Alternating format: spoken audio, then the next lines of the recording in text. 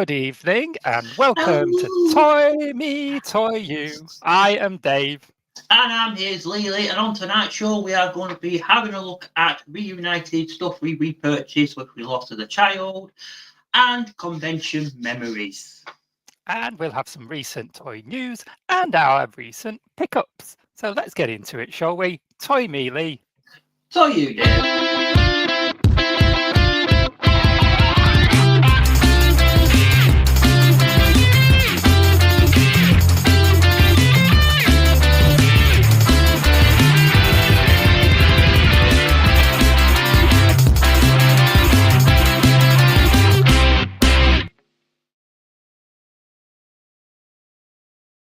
Okay, we're here again. Here it is. Another day, Right. another Sunday. Another one. Okay. All right, Lee. Shall we crack on then? Would you like to introduce our watchers to a very special guest that we have with us this evening? I will do, but first I would like to introduce our newest feature of the show, which I like to call What's Gonna Go on the Tonight Show? So answers in the comments and the winner gets a coconut. So let's get on with introducing our lovely guests. Grab your kilt, fry your Mars bars.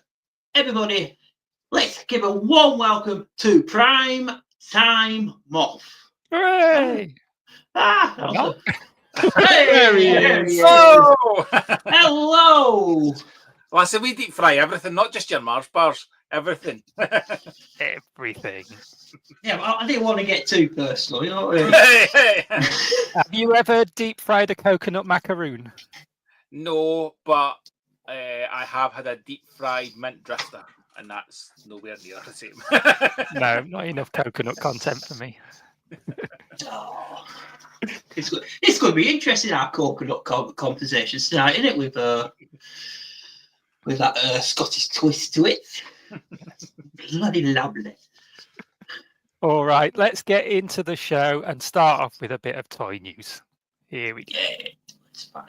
You've really done it now. You've really done it now. You've really, really been and really, really, really, really gone and really, really done it this time. What have I done then? We've done that. So I'm presenting the news a little bit differently to try and avoid the issues I had last time. So I've made it into a slideshow instead. First of all, this is from a company called InArt that I'm not really familiar with, but I do recognize the name. I'm not sure what they've done. And this is a Black Myth Wukong, which is a video game. And the character's called Zubaji, which I probably pronounced terribly. And this is 1/12 scale. He's a smaller character, so he's about 4.3 inches. And he's up for pre-order on Comics and Cocktails for £49.99 at the moment. And this is a really interesting figure for me. I like anthropomorphic designs, always have. Bucky O'Hare was one of my favourite shows as a kid. And you've seen those Warriors of Virtue figures that I picked up recently. So anything in that sort of vein, I'm interested in. And I think this looks wicked. I think this is a very cool, just really nicely detailed little figure, like a little warrior warthog. And he carries a rake as a weapon for some reason. He wants to do his gardening his first time. Keen gardener. Some trouble kicks off. He's ready. When I'm looking at this, there's two sort of characters I'm thinking of. It's going to be the Yoda type character or the Scrappy Doo character. Who just wants to kick off all the time. Or Pumbaa. Two very different sides of the scale. I can completely understand, but it's either one extreme or the other. And he has a mirror as well, a rake and a mirror. Interesting accessories, but a cool looking little figure. And I like that he's got a little pot belly. So that's what I could actually be tempted by potentially. It's kind of funky, yeah. Yeah, I love my weird stuff. And then this is some in-box shots of a Mattel Masters of the Universe Origins Retro Punching He-Man and Skeletor 80th anniversary pack. That's a bit of a mouthful. And this, I have seen this go up for pre-order, but then it sold out. Yeah. So yeah, it's £59.99 I saw it for. Lovely looking box though. You can see the figures inside there, and then some lovely artwork on the front celebrating Mattel's 80th anniversary. And there's opened up, so you can see the normal packaging inside, and then some more lovely art on the back. That does look very cool. I haven't got into the Origins. I've got a few Masterverse bits. I haven't got any of the Origins stuff, It's but a I can't slippery rule it slope. out. No, it's Yeah. a slippery slope. I think when you had Pete on, he said the same. Like, as soon as you buy one, you're like, oh, this is dangerous. And I'm in the position where I bought all the original Origins figures, and then I'm doing the cartoon ones as well. They're really good fun, and they're not expensive. Yeah. But it's a slippery slope. I keep getting tempted by all the vehicles because they just look like old-fashioned Yeah. fun. Yeah. I'll be honest, I get tempted by almost everything these days. Well, you can But see by I'm the very selective in what I actually buy. I have to be selective in what I actually buy. And there you can see the accessories they come with, the two halves of the power sword, and then the complete power sword, and the staff, and the axe, and the shield. There you go. And a nice little battle between them. And then we've seen these before in box, but these are those Jack's Pacific, some sort of US exclusive that doesn't seem to be getting distribution over here. But this is a Revenge of Shinobi Joe Musashi. These are about 4 inches tall. He looks all right. The more interesting one of these two is the Gilius Thunderhead. I think he looks better of the two. I agree. And yeah, I've seen him on eBay for ridiculous prices, but nowhere where you can actually get him for a reasonable price, unfortunately. And we just spoke about it last time. I straight away went onto my wholesaler to see if there was any kind of listings, but there was nothing. But I'm with you. I think if I saw that retail, I'd probably pick that up. You know, you're in your Smiths, I would probably be like, yeah, I'm going to grab that. But it's the price you pay to try and get the American imports just crazy. No, Jack's Pacific sends some stuff over here. I've got one of their Link figures from the Legend of Zelda for my daughter. So they do send some stuff over here, but not everything. It's kind of annoying because that's a cool looking little figure. Is that? And then these are Boss Fight Studios Immortal Champions. And we've got Conan in the middle, Red Sonja on the right, and Skeletal Guardian on the left. And these are another one of those 5.5-inch lines, similar to your Origins type things, I suppose. And these are up for pre-order for $29.95 each on props and replicas, so not too bad price-wise. And I do like these. I do like particularly Conan. Do you not think it would look nice beside an Origins He-Man because of the kind of history of this toy line together? I think that'd be kind of quite a funky display. Yes. Another one I am certainly very tempted by, the Conan, at least. But the others look cool too. So there he is, brandishing his sword. Got a shield as well. And then got one of Red Sonja. He looks cool. I like the chainmail and stuff on her. And the bright red hair. And then the skeleton. That looks fun as well. That kind of looks like the skeletons in Golden Axe. Yeah, it does. It really does, yeah. I think skeletons, if they're done well, look great with the joints connect, and that looks really nice. Like, so you could be tempted by that. And then here we've got Mattel Creations, Masters of the Universe Origins. Is it Despara? I'm not really familiar with this character. Is she a She-Ra character? I could be wrong. Because I'm not a big She-Ra fan, but I'm sure that it's kind of more. There was a prominent character in the recent Netflix show, and I think that was the Netflix She-Ra. I think that was the character they were teasing at the end of the Kevin Smith stuff, but I was certainly came to nothing. But still a cool looking little figure. Yeah, she's got 2 swords. She can double wield. Nice face. Obviously, she's part of the Horde. Horde Axe Horde. And And there she is with the mask off. Got some nice eye makeup going on. That's like me out on a Friday night. I'm joking, I don't go out on Friday night. And then this, which looks amazing, Marvel Legends Gameverse Juggernaut. In 1/12 scale, but obviously Juggernaut's a big guy, so he's probably going to be about 8 or 9 inches. And he looks really awesome. They've revealed a bunch of Marvel Legends stuff recently, but I wanted to focus on him because I try and keep the news fairly condensed. He's really nice. I had the proper old school Marvel Legends collection, and the Juggernaut for that was great fun. But that looks. I actually don't have any Marvel Legends yet, surprisingly. You would think I would. I somehow managed to avoid them altogether. Again, I'd say that's probably a slippery slope. I've only a handful, and I've been quite good at not slipping down the slope. I could see that fitting on just a shelf just for the fact that it's so cool. Yeah, he looks great. The massive hands and the details on the muscles and the face and stuff. And he's got that effect piece, so you can punch the floor or whatever. That looks cool. And there's a close-up in the face. That looks wicked. That does.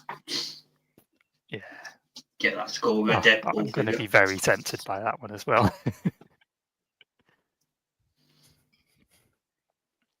Yeah. This is my life now, just saying I'm tempted by toys and then not Speaking of being tempted by toys. Oh, yes. Do you want to talk for a bit, Lee? They're probably fed up of listening to me. Oh, can never be fed up listening to you. Ladies and gentlemen, this is from Transformers Wild King. Now, it's very, very confidential, this toy line. A lot of people love it. A lot of people aren't lucky, isn't it? Me, myself, I think it looks a bit of fun. We're really going to bother a bit though, but seeing this, come on, we all know the line. It is, well, it's just got to be. It's got to be. This is the Nemesis Prime. It is a repaint of the Optimus Prime mold, obviously, and he comes with this guy, which I can't remember what his name is. Called Lava Mulator. Lava Mulator. Some weird names on these. But it's a bull, you know. It is. You know, you can't go wrong with a black prime, but it might come with a bit of bull now and again. That is. It's a Red Bull.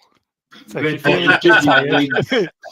Oh, they missed the trick though. If it transformed into some wings, that would have been awesome. Oh.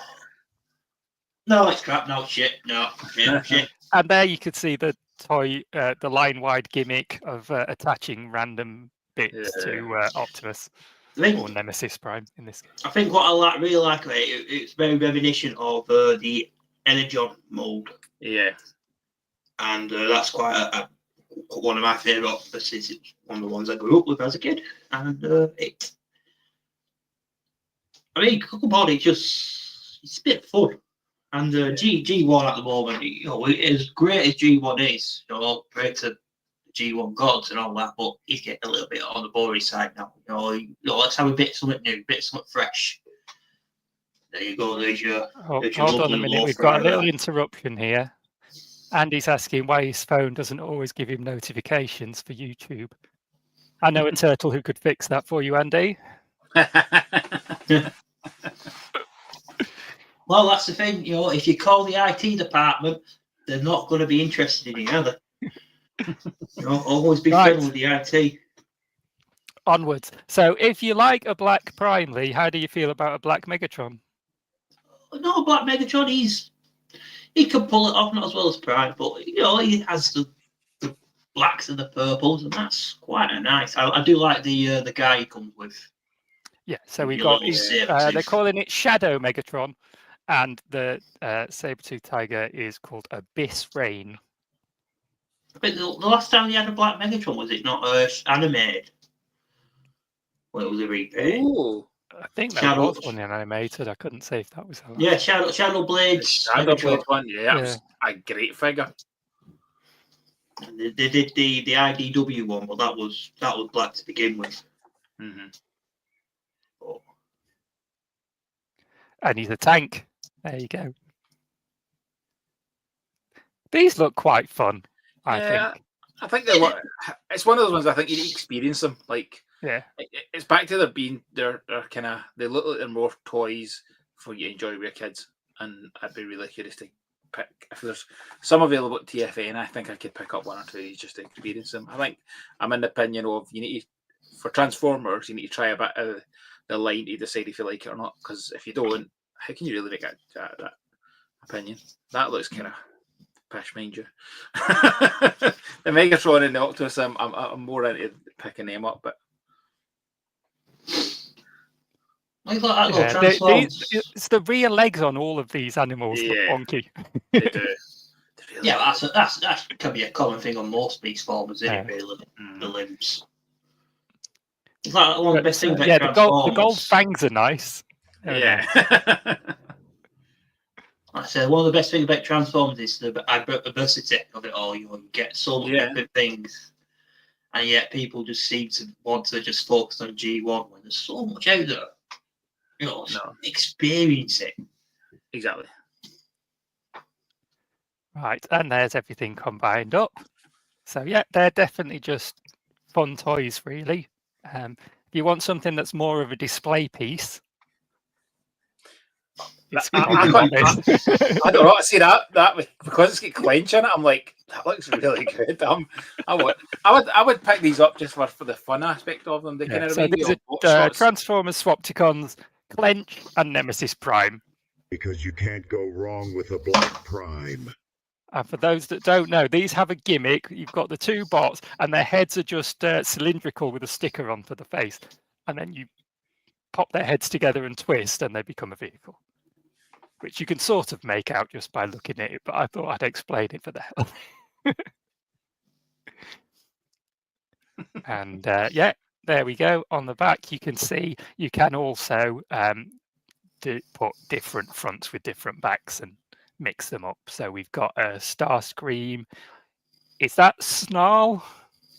I get Yeah. mixed up with the Dinobots. I guess, I'm not a big Dinobot guy. Probably the back end of Shadow Panther. Mhm. Yeah, and then there's some very cartoony faces. I wouldn't really want to guess who all of those are. No. I think again that adds to the kind of fun aspect of it, kind of not try to be serious, like give it that kind of cartoony look. Again, I think this would be a nice wee TFN pick up if if like a Kapow or a In Demand had them. I'd probably pick or two. Yeah. I'll definitely be interested in picking up the Nemesis. Yeah. They're just silly little gimmicky toys, aren't they? It's a bit of fun. You don't always have to have a super articulated, super detailed action figure or something. You can just get something that's silly. Toys are meant to be fun. Yeah. So I always like when it's a silly wee gimmick. Like some of the best Transformers, in my opinion, have been the ones that have good, like for funness, have been the ones with a wee silly gimmick. So no, I'll be up for trying these. I've always loved the Micromasters, Spy Chain, just things like that. Mm-hmm. Yeah, just fun little toys. Right, that is the end of the news, gentlemen. Ooh. So we can move on to the next thing, which is going to be our interview segment with our guest here. Shall we have a little catch up with the chat before we do that and just see who we've got with us? Because we've kind of ignored these lovely people so far, and I just like to acknowledge people. So we've got Pete here. Welcome, Pete. Thank you for joining us. A celebrity of sorts in the chat tonight. Famous runner, Pete Willis. He's been watching Heartbeat. Good man. And Baba Marks wants us to give Phil a nudge. Phil is a big Transformers fan in a WhatsApp group. I mean, he's not really a Transformers fan, but we wind him up. And Andy? I think he's talking to you, Moff. I think it might be. Andy, we're not ready to share that nickname between anybody else. Ben, welcome. Jill is here. And Stuart. And Buford, welcome. Guzzy. Oh, he's always with us, almost always at least. Thank you, Guzzy, again for your support. And Josh. And that might be everybody. If it's not, shout at me. All right, Moth, are you ready? Are you ready for this? I am. We are going to do Tell this. me. It's a segment we like to call 5 points of articulation.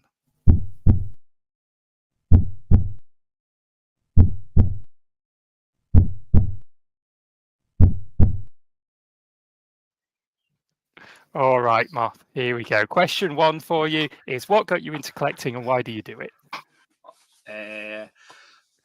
So what got me into collecting, I probably go back properly as a toy collector. So I grew up in a small village with one small toy shop. Never really got to go to the big toy shops.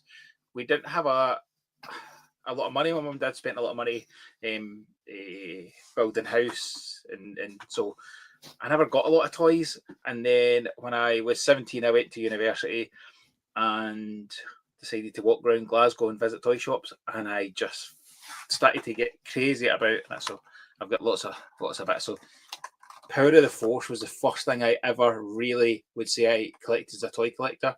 So that would have been 97 when I went to university, and I've never stopped being a toy collector since. I just enjoyed the things that I had enjoyed as a child, or even as an adult, from the screen, and have a kind of physical representation of them. But the biggest bit is I just love the hunt. Like, I like going looking for stuff. You know, it's maybe not the same as it was back then. You know, back then I would pretty much every day go an hour or two try to pick up Power of Force figures, back when they were like £2 or £3 a time. At a time when I didn't have a lot of money. These were just great fun. This one has seen better days. It's falling to pieces, but it's the only one I still have from my Power of Force collection. What's the thing in the box next to it? Is that a little film or? Yeah, it's a wee slide, a wee freeze frame action slide. See actual movie scenes to see and project. So I think you can actually put it into a slide projector. Oh, cool. But yeah, so I got these, and then I moved from this. I moved on to Beast Wars, and then it's just been, I've just collected cool toys ever since. Like you can see my collection is ridiculous because I have been collecting for nearly 30 years.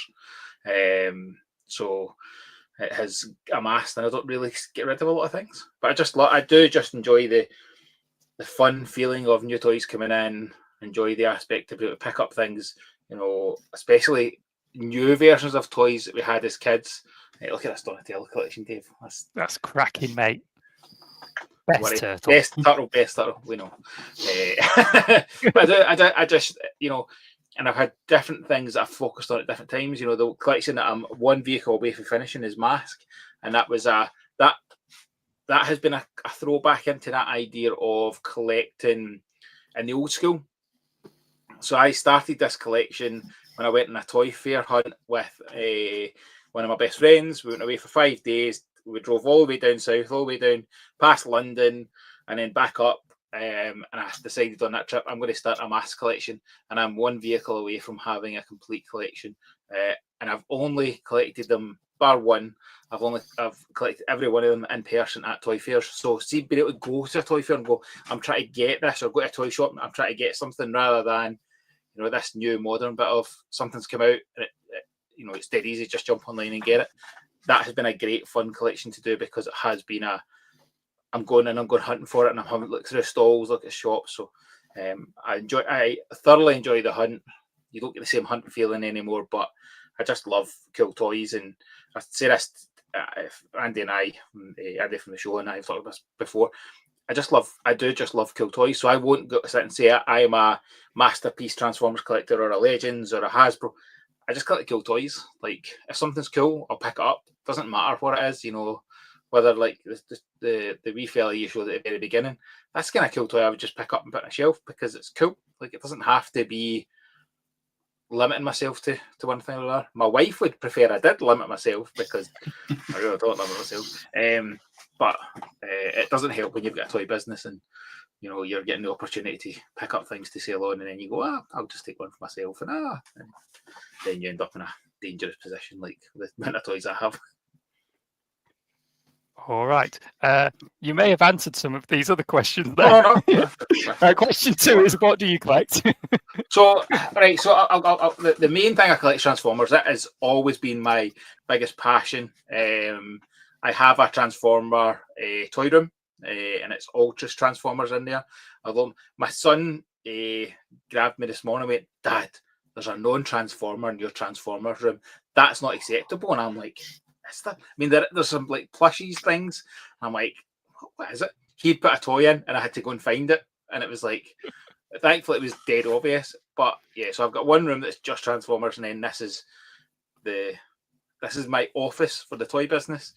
And my justification to his wife was, "Look at YouTube stuff. I need some toys in here."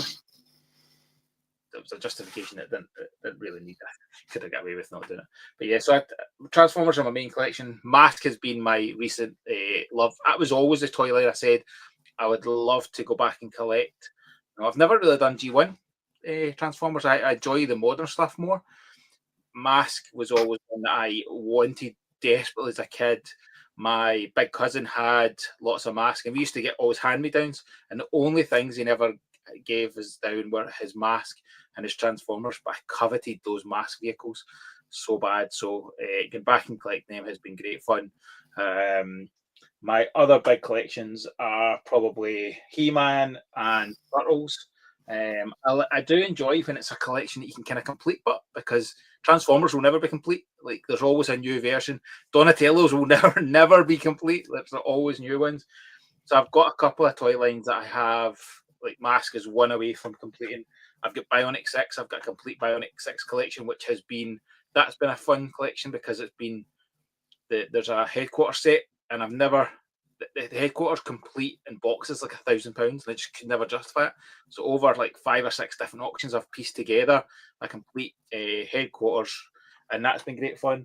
And then things like Bucky O'Hare, I've got like Bucky O'Hare's got such a small toy line that it's great fun because it's something you can complete. So I've completed a lot of them through the toy fairs because it is good fun to go to these vintage bits. But I like 80s stuff. I just love 80s and 90s toys. So I'm a sucker when something comes out, a reissue or a modern version. I tend to just kind of grab it. Cool. Question 3. What is your favourite part of your collection?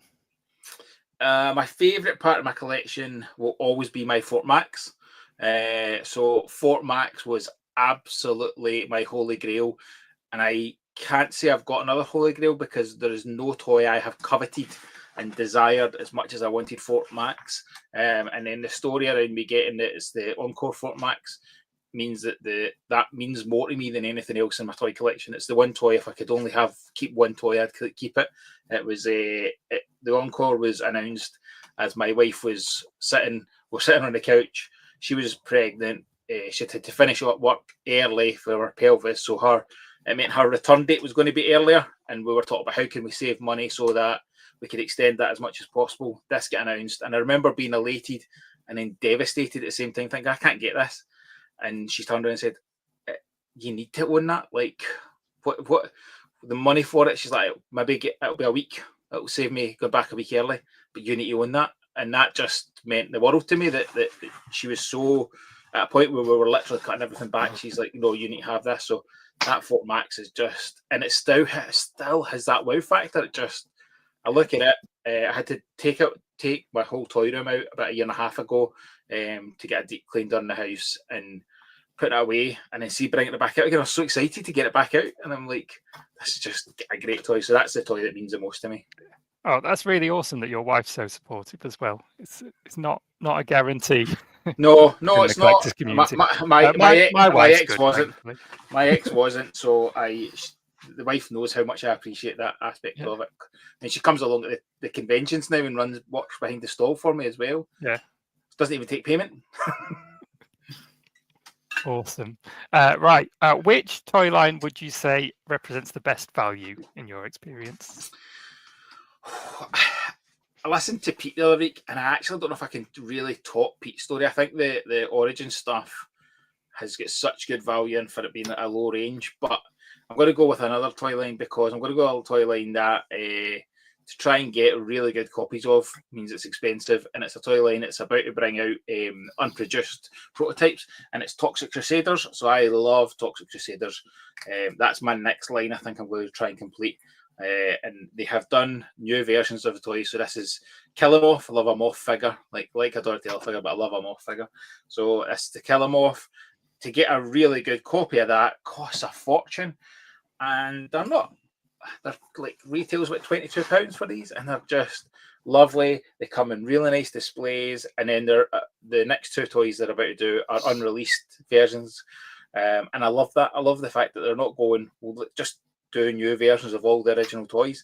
They're going, well, let's try and complete your original collection as well. So for me, they're really good value because they are producing really nice copies of the original kind of figures with added bits. Like the original figure didn't have the head that popped up, so like they're adding stuff to make it even better, but it's a really good value for me.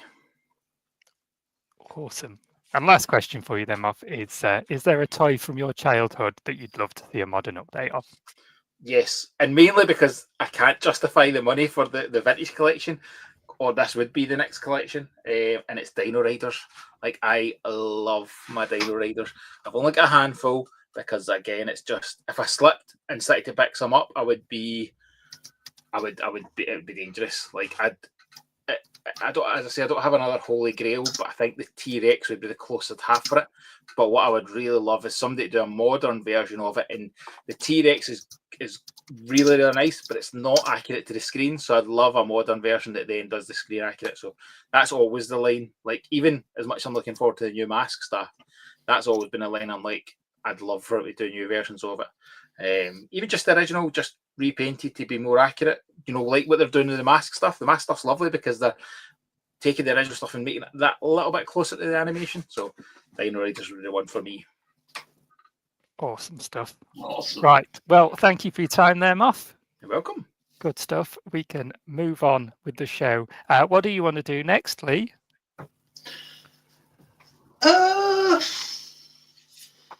We have a little competition that we need to do, don't we? With the Oh, yeah. No, that little thing. You know the thing. The old B127. Yeah, the old B127. Which is actually pronounced Badassatron. So I have a little thing. I hope it works now. We have a wheel, everybody. We have a wheel. We have a wheel. So yeah, thank you for everyone who has entered. And now what we're going to do, we're going to spin the wheel. And the name who comes up is going to be winner. Don't worry, we're not going to spin and kick people out because I'm not even convinced it's going to work the first time. But we have a wheel. Right, so first name is the winner, no message. So look, first name's the winner. I hope I all use this wheel enough. Might be a bit stiff. Are we ready, people? Spin that wheel! It's not a touch screen. I could actually try touching the screen.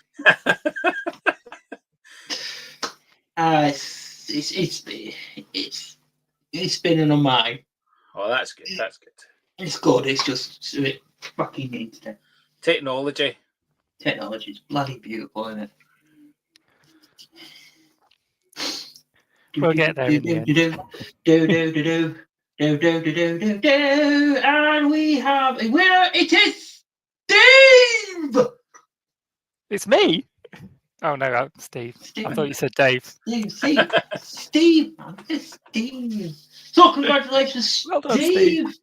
Well done, Steve. Congratulations. So what's going to happen now, Lee? What are you going to do with that Right. information? So what we'll do is we'll send you an email, let you know if you win, just in case you're not watching the show live. Which, if you're not, we're going to have words about that.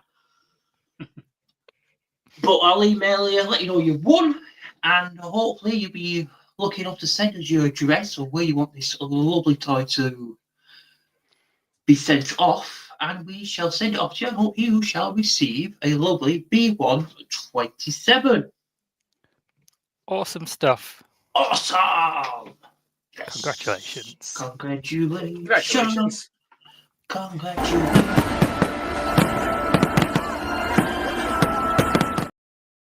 Anyway.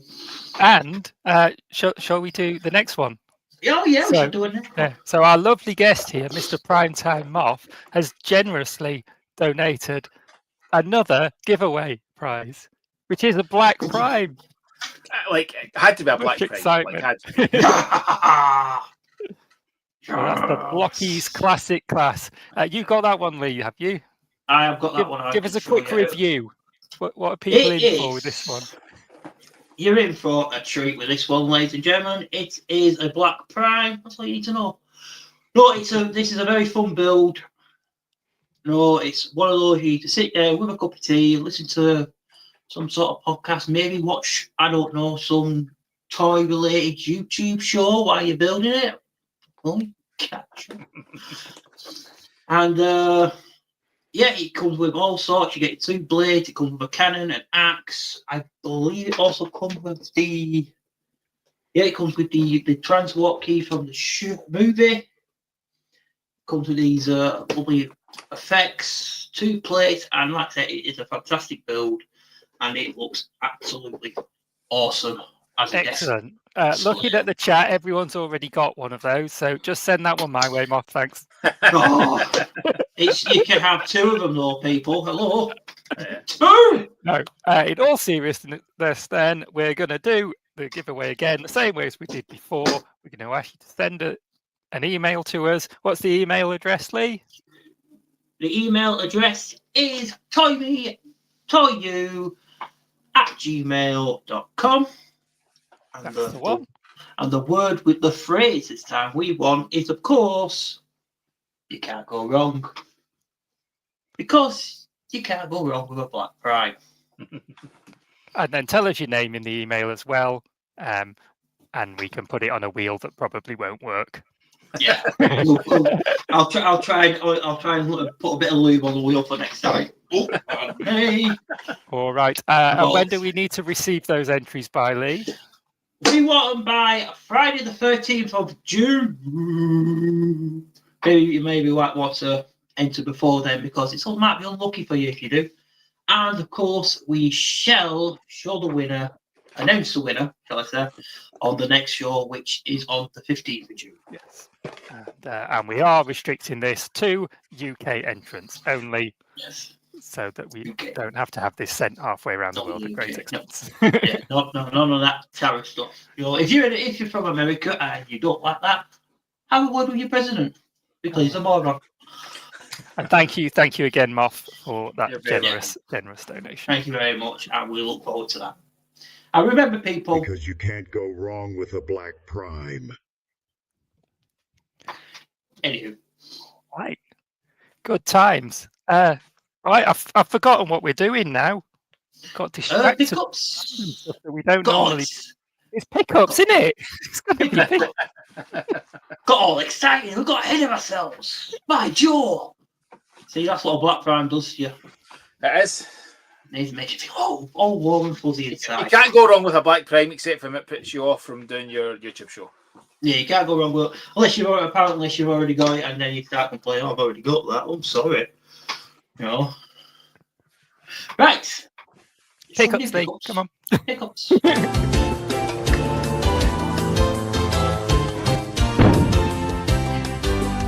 you think he suspects anything?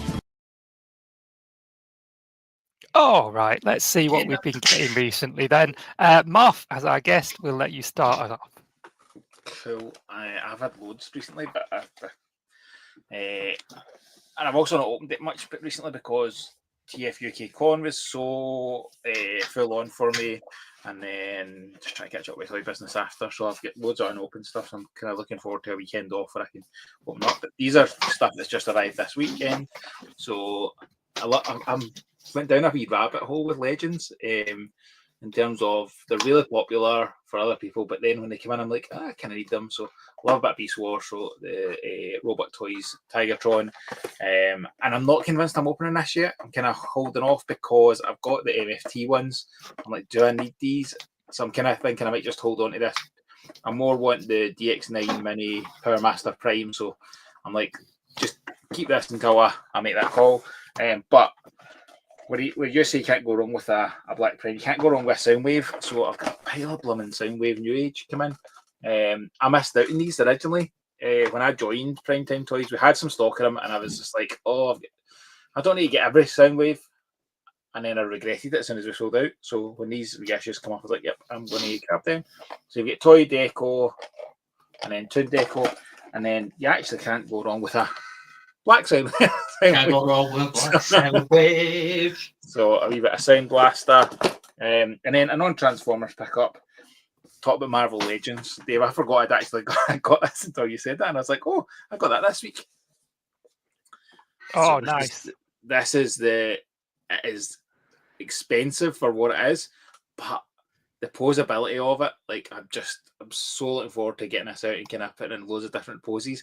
I might even take toy pictures. Like, I never do that, but that's just me and my eldest. When this got announced, he was like, "Oh, we should get that," and I'm like, do you know what? I'm totally up for it. It really, really does. So I'm so looking forward to getting that out and kind of seeing all the posability it can do. Looks really, really nice. So, and that's me. Awesome. Lee, do you want to go? Yeah, I could go next. When it does it. Come on. There you go. Right, this I picked up nothing. I've got nothing. Nothing at all. Nothing at all. I've been a good boy. Hey. No, I have actually won some today on eBay, but you'll have to wait till next episode for that. That's it. The pickups have got to be in hand. Got to be in hand. Can't just say what you're going to get. It's not a pickup if you can't pick it up. So yeah, I got nothing. So yeah. Well, I'll go then. You go then. Fair enough. First of all, I picked up earlier today a bag of Galaxy Minstrels that the eagle-eyed amongst you might have spotted me munching on throughout the show. What's the coconut content in a minstrel? Probably nothing. No. And then the other day I found this. This is a Hot Wheels Lamborghini Miura. Ooh, that looks nice. It's a nice little car. I do like my Lamborghinis. But you're not a diecast flex, are you? Definitely not diecast. Definitely not. No, I didn't put you. And I got this off AliExpress, which was recommended by Gareth, the Cosmic Toy Man. That looks awesome. And it's a little box that's definitely not for storing diecast cars in. Well, so that's for your Galaxy Minstrels, obviously. Yeah, just one minstrel in each slot. I can have 8 minstrels, like an advent calendar. And I've had a birthday, so I've got a couple of bits. Happy birthday! Happy birthday! I've got a few bits toy-wise. One of which is another one of these Masterverse figures, which is the Man of War. Ooh. I've gone a bit of a strange direction with my Masterverse collection, in that my He-Man is the Savage He-Man, and my Teela is the green-skinned Snake Sorceress Teela. And so my Man-at-Arms had to be Man of War instead, really, for it to make sense. And and I looked at the Man-at-Arms figures, and none of them quite were doing it for me. I think the faces, there was something about them that I just didn't like, and I quite like the face on this guy. I think it's the size of the mustache. I think it's a Goldilocks situation. One mustache is too big, the other's too small. This mustache is just right. And some of the Masterverse figures are just stunning. Like, some of them are absolute bangers. Yeah, you talk about good value. These are good value, and especially since you can often find them at heavily discounted prices as well. They are cracking, and I love this kind of white and gold armor that he's got on. That is really he's nice, sort of nicked Teela's color scheme, really. But it just works. It's just very, very cool. And this like big mace and attachment. Looks very, very cool. It comes with an alternate arm as well, which has this blaster on it and a hand inside it. I'm trying to look at mine to remember what one I've got, what hand I've got on it. I can't see because my man's in the way. And an alternate hand for the other side. This is the one that was actually on him, which is an open hand, so he could hold a handheld weapon if he had one. So you could nick one for another figure if you wanted. But I've put the fisty hand on because I think that looks cool. And he also comes with a little mask that you can slide in to his helmet, and that looks quite cool. But I like to be able to see his face with his appropriately sized mustache. And he's a very cool figure. So I'm glad I've got him to add to my burgeoning Masterverse display down here. And I also got this, which is another diecast. Oh, look at that car. Oh, That's a Virago Oh. 124 scale Ford Capri. Let's get it out. Strong qualities for green. I'm hoping this isn't going to be hard to open. No, it's fine. Is there going to be a screw or something? Oh, no, it's the twisty ones. These are easy. Oh, that's I good. like these. There we go. Love There a you go. Ford Capri. Nice Absolutely Ford love a Capri. In this The- cool kind of pastel-y green colour. I love that. And it has the openy doors.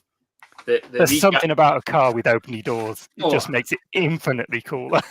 the village I live in, there's a kind of wee old what used to be a petrol garage. It's now a cafe, and every month they have a vintage car kind of show. It's just a meet-up of people with vintage cars, and there's a Ford Capri comes to that, and it's in such nice condition. And you're just like, oh, the guy just takes such good care of his car. Some of the other cars, American muscle cars and stuff, but the Ford Capri, every time I'm like, just gorgeous. Just a really cool. It's just got a nice silhouette to it, hasn't it? The Yeah, Capri. it really does. And kind of like nice long. I was so excited. swooping down at the back. See when Ford announced they were bringing back the Capri, and I was like, oh, they're bringing an electric Capri out. Oh, I've always wanted an electric car. Oh, and then it was like, this does not look like it should look like the old Capri. It should have the same feel to it. And They've done a nice job. They've got some nice details on the back because yeah. Virago's kind of one of the less expensive diecast car manufacturers, but they've done a nice job of it. I do like it a lot. Nice. That's very good. Yes, and that's it for me for pickups this time around. Very Good times. Good times. Absolutely good times. Right, shall we move on to pick your own, gentlemen?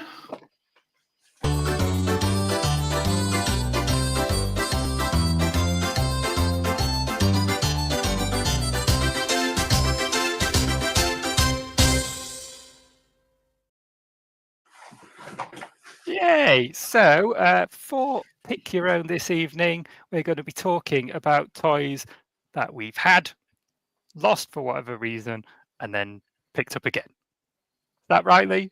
That's right. Right. Well, since I'm on the screen, I'll go. I'll do my main pick. I have got an honourable mention for afterwards. So my main pick is G1 Run Amok, because I had him as a kid, as a hand-me-down from a cousin, and loved it, absolutely loved it. I've said this before. And so, yeah, when I started getting back into getting a few bits of Transformers for myself as a grown-up, he was one of the first ones that I just had to get. And I got a runabout too, because, yeah, I hadn't had the two together as a kid, and the opportunity to do it as an adult, I couldn't resist that. But Run Amok is the one, the absolute favourite, and just really glad. It's just a silly, silly toy, and I love it. Awesome. Would you like to go next, Moff? Yeah, I'll go next. I've got loads of that free bought. So when I was 10, my mum and dad decided to build their own house. So we went to live in a caravan for 14 months. And during that time, all of our old toys get put in a friend's garage, or my dad's friend's garage, to be stored to come back out when we got into the house. And when we got into the house, like 90% of it was gone. Like the kids in that for that family had just pilfered things out of it, and it was like, oh. But so there's loads of stuff that I've then repicked up over time. But the one that I was most devastated with, there was no turtle survived, nothing, because they were the most popular at kind of 90s time. So Donatello, I don't have my original Donatello, so having a new version of it just makes me happy, because he's the best turtle, obviously. But I think I probably I bet that's part of why I covet so much stuff from my childhood, because like it was all taken away before I was really ready to give it up. Like it wasn't a choice. It wasn't I'm done with these toys, I'll pass them on. You know, we had a wee small box, like when we were staying in a caravan, of stuff that was kept. The rest of it went in this bit. And I remember thinking, as soon as the rooms were done, getting them out, and I'm like, that's gonna be great fun. And it was just all gone. So but Donatello, I remember being like, I had all the turtles, and there was not a lot of things I had all of. So I had all 4 turtles, and then not having them, I was like, so I picked up a beat up one for years, and then I picked up a reissue because it's so much nicer when he's clean. Awesome. Donatello always wins. He does. It's the intellectual choice. It is. I'll tell you what, Donatello can kick some butt with the best of them. And he's got the brains as well. Have you seen have you read the theory about why they're given the weapons they're given? Like why each turtle has each of the weapons? I can't remember. I'm going to be terrible. I'm trying to remember them all, but they essentially the weapon, it kind of represents against their personality. So like Michelangelo is crazy, mad. So he's given something that takes a lot of skill and a lot of focus to be able to control. Donatello's totally tech, so he's given a stick that's the least tech. Raphael is given a defensive weapon because he's an aggressive, and then Leonardo is given sword because he's actually the most reserved and doesn't want to do. So like I remember reading that not that long ago, and just thinking I'm hoping that's true. I'm hoping it's not. You know, somebody just makes these things up after the fact, but his stick does a lot of damage. That's a good idea, Lee, putting that in the chat. We can weed out the riffraff. Just remember, people, wrong answers don't get you on the show. And Andy can testify to that. I don't think we've had Andy on since then. Don't blame you. Don't blame you. Well, we've been having other lovely people on. That's really the only reason. So, yeah. That's a cool choice. Lee, what have you got for us? Right, well, what I have is I found a bit, like last year, I found a picture of mine, which is you probably won't be able to see that great. Is a picture of an old collection of mine when I was a kid,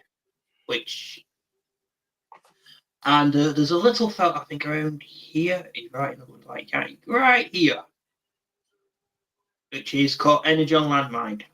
So, Minicon this year, from the lovely Rohan, I picked up this lovely fella, which is Transformers Energy on Landmine. I've heard so many people saying that is one of the absolute best Energon. It is just chunk. The noises, that click noise is just so much fun just listening to it. Like, oh yeah. Like SMR, innit? Yeah. Right. Keep doing that and I can sneak in another minstrel. Now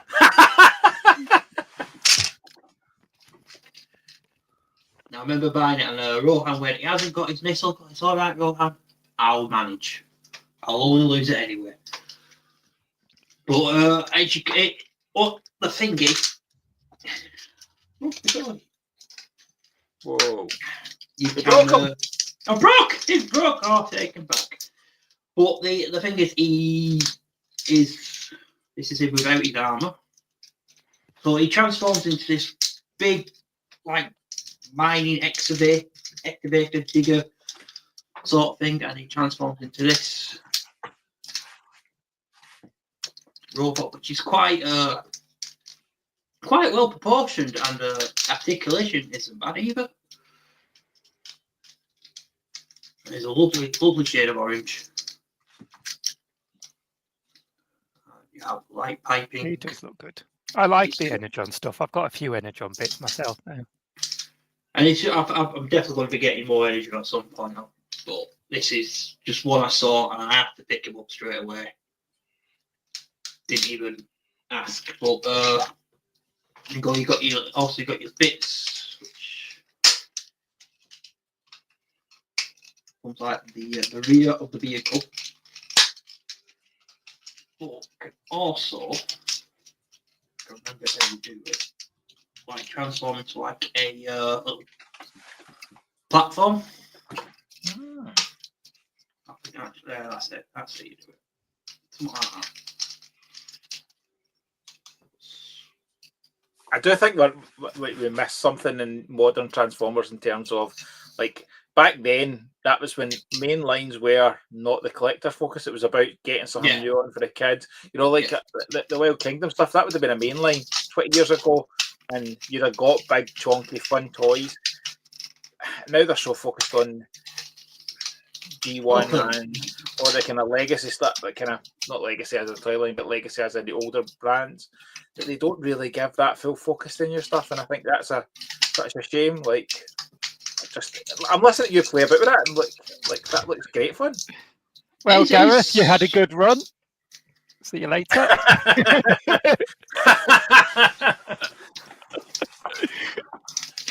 Well, he's not coming around the show.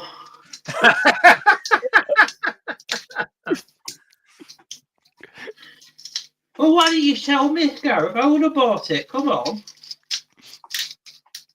Obviously, you're not. No, did you not offer it to Phil? Phil liked a good Transformer.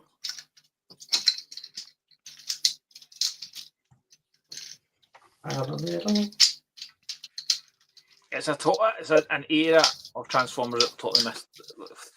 Like, I missed. I got a wee bit of the Armada stuff, and it totally turned me off to the point where I only picked up a handful of the Energon and Cybertron stuff, mainly just kind of based on characters I like. But there's so many toys that just look like they're great fun, and I keep threatening to at one of the conventions just grab a pile, but I end up so busy. I end up so busy I don't get a chance to get around. Like, I didn't buy anything at TFUK Con. I bought very limited at Manchester. August might be different. We'll see. But that's a bit I miss, like going in and grabbing random toy Transformers I've never experienced. Like, I'm tempted just to give somebody some money and go and buy me some toys I don't have. Just. Well, I'm happy to take that challenge, Gav.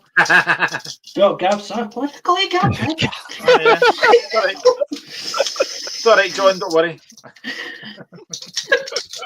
I'm kind of focusing on the Transformer. I can't multitask this thing. No. I've completely forgotten. I think Lee just gets confused between anyone that's got a bald head. I just get confused with everyone who's got a name. Well, that's true. That was cool. That scoop in the front just looks badass. Well, that's like something out of Mad Max. It does. That actually looks great. Got your little little Hulk. Oh, that's cool. You just. Yeah, that's a good toy. I like that. Beautiful. So yeah, my pick is Transformers Energon Landmine. All right. I'll give you an honourable mention then. Why not? Since we're here. Why not? My honourable mention is the G1 again. Micromaster Off-Road Patrol. For the same reason, really. I had them as a kid. Absolutely loved them. And had to get them when I saw them. I saw them at a table on a convention and went, right, I'll have those. And my favourite has always been Tote, the little red van. Just love him. And the others are cool too, but Tote's the favourite. And yeah, just really glad to get these. And I also got the Rescue Patrol, which I didn't have as a kid, but I picked those up, I think, at the same time as I picked these ones up. Or maybe a different con, I can't remember. Anyway, but yeah, these are really cool. MicroMasters. They were sort of my main Transformers growing up. Yeah. They were sort of the time when I was getting into. I'm the opposite, because that was the kind of point where I started to kind of fall out. The only set I had, and forgive me, I don't remember the name. It was the Autobot cars, and it was like a wee yellow Lamborghini, and then like a red. I think it's the DeLorean. And I got that one set, and that was the only MicroMasters I ever had. And it was just as we were moving into the caravan, it was like limited space. And I thought, I'll get these 4 Transformers, because they will keep me satisfied in the Transformers aspect. And in the nicest way, they didn't. You know, I missed all my proper big Transformers. That then when I got to the whole, they were all gone. They all went missing. But yeah, MicroMasters are a line I would like to pick up a couple more of just to experience. So my list of things I'd like to experience is huge. Very long. Lee, I think we need to get Borders Dude on the next show. A fellow Tote fan. Tote, man. Tote is mine. Rescue Patrol. Yeah, Rescue Patrol is really cool. Speaking of honourable mentions, I've got an honourable mention as well, which I think needs. This was the first G1 side that I wanted to re-get. Ford does, they'll be happy at that. Yeah, I think he would. I think after seeing this picture, I think Mordu will definitely try and get back on the show with the praise for this one. That is magnificent. That was a G1 toy I always wanted. Somebody I remember somebody at school having it and just being like, that thing is gorgeous. The colours on it are just beautiful. I still need a really nice Ultra Magnus. There's not much G1 I would like to pick up, but I would pick up an Ultra Magnus. I used to have one. I remember for the longest time, at one point, I only had the helmet and the blue the chest piece. Right. And I just feel, how did I lose the rest of this? And it was like a couple of years ago, I just ended up getting it. This was during when the only Ultra Magnus you could get was the Sam Project's armor for the classic yeah. For the classic Ultra Magnus, and it just weren't doing it for me. So I just wanted to get. So I just ended up getting this, and I've not got rid of it since, because it is a beautiful toy. Yeah, it's lovely. Oh, right. Did you have anything else you wanted to show off? No, I've got like a wee shelf of toys that I had as a kid that I've rebought. I'm going to put my camera off so I can grab one. I'm going to show you something that I learned the other day. So this is going to be a new feature of the show, ladies and gentlemen. What's on Moth's shelf? Anything from the chat? Anything that you've repurchased? I don't have the box of this to hand to show, right? So this was a thing I remember vividly, but I had not thought about for many years. And it was like this mad like walkie-talkie that looked like a phone. Like, look, it means that nothing. I'll share with you boys later the actual picture. But the box for this was not a transformer, but it had a sound wave on it. So as soon as I learned that recently, I was like, I now need to re-own that just so. And I ended up winning 2 auctions, so I ended up with spare. But like that was an aspect of one of these things that getting get lost. I'd just never thought of. It's like pure mad. It's got like Morse code stuff on it, and I just felt I needed it because it had a Soundwave on it, and I love Soundwave. So the boxed one is in my Soundwave collection, and one of these loose ones was like, well, that's going to come through me into my wee toy space where I've got like, let's say, piles of stuff from that I had as a kid, or wanted as a kid, up in this wee kind of shelf area. I love that. Like, see I know we're going to talk about toy preservation, but see that this aspect. See when you see something that you've not thought of for maybe 30 years, maybe 40 years, and just be like, oh my god, just the instant recall, it takes you back to how you felt when you were a kid with these things. So, and that was very much, that's the most recent thing I felt like I needed that. As soon as I had it, I was like, Oh my god, I loved them as a kid. I said to my wee brother, who's really not into this kind of stuff at all. Even he was like, "Oh, do you remember when we did that?" We just started chatting about all the like when we were building. My mum and dad were building a house. We used to like it was like a plate. It was like imagine getting your own big building to play around in, and as the walls were going up and stuff. We used to play with these and hide in different rooms and stuff. So it was quite nice to have something that the two is connected over. The daft, silly thing, just because of the sound wave on it. I was like, I need to have a box one and a this one. Awesome. We love the silly stuff. It's all about the silly stuff. And he said G1 squeeze play. And many of the Unicorn Chili figures. Many. G1 Highbrow, Powermaster Optimus.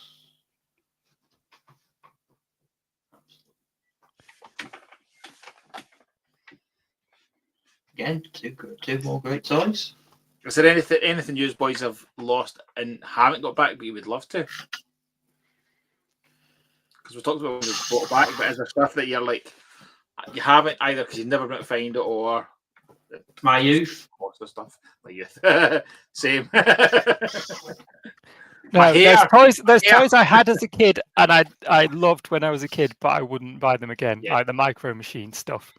And I saw at TF UK Con, your lad had the battleship from Micro Machines on the table. So. Do you know why that was there? Because I was like, I saw that on a toy trip, and I was like, oh, I'm buying that.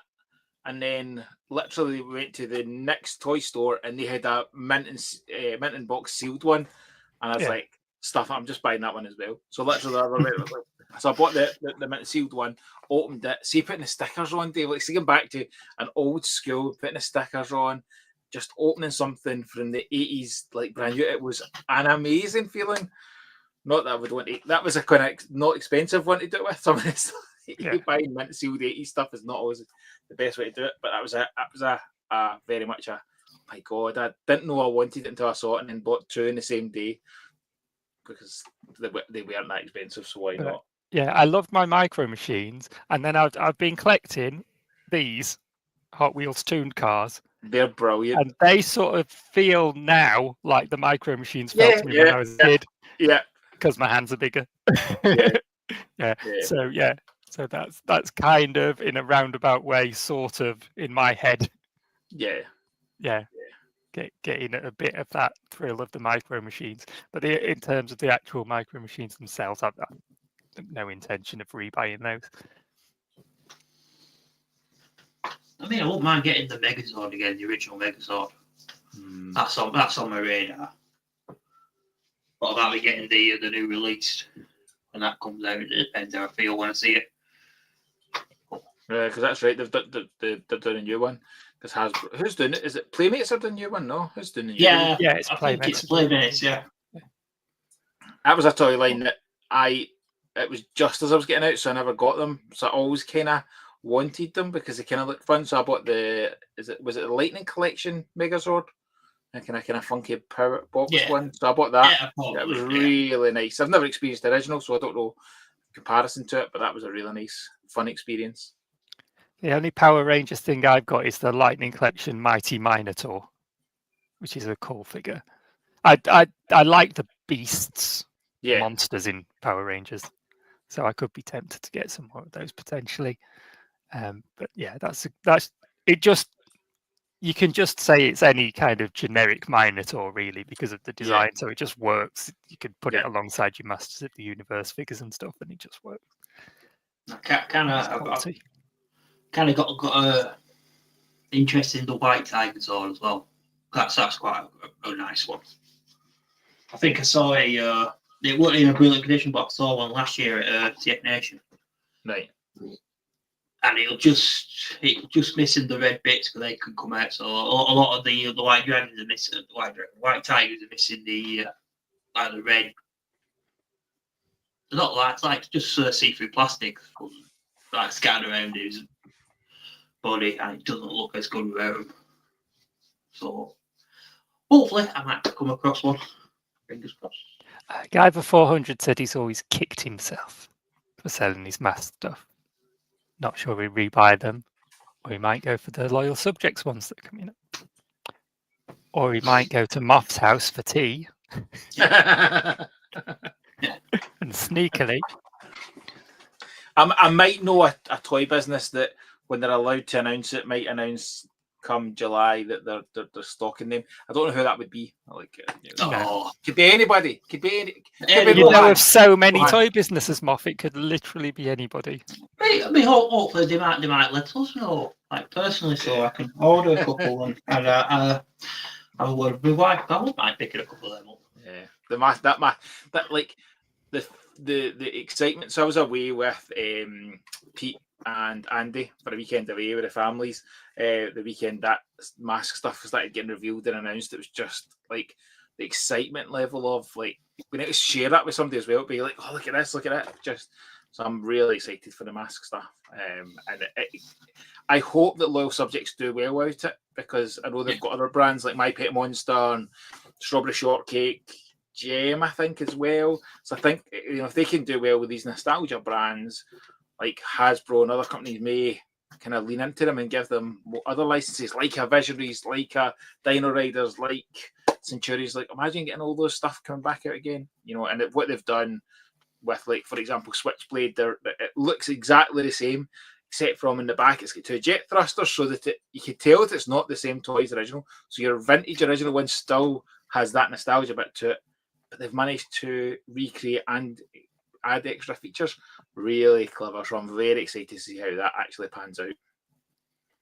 Yeah, the only thing with the loyal subject, I've got a loyal subjects Casey Jones, and the QC on it's a bit off. So that's just making me think, yeah, you'll have to wait and see how it comes out. Yeah. But Gareth said before he's had some of their turtles and he said they were okay. So we'll see. We'll see. Yeah.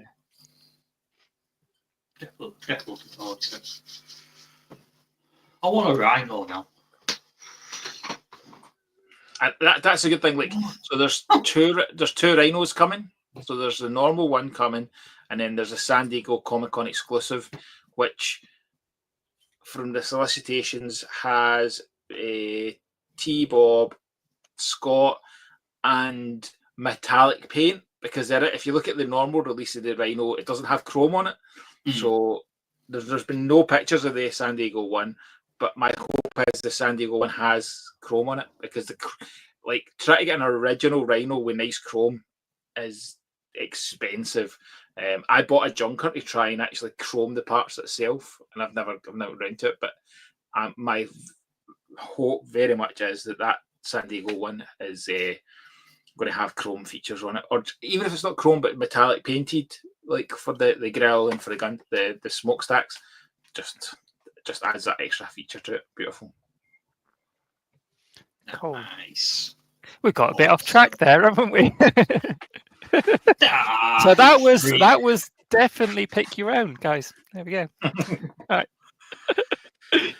And that just leaves us one thing, which is our discussion for the evening, which is going to be about our memories of convention going and the like. So let's roll the tape and get into it, Lee. Yeah, let's have a talk. Oh, good. Fancy a cup of tea? Yes, please. Well, make me one while you're at it, will you?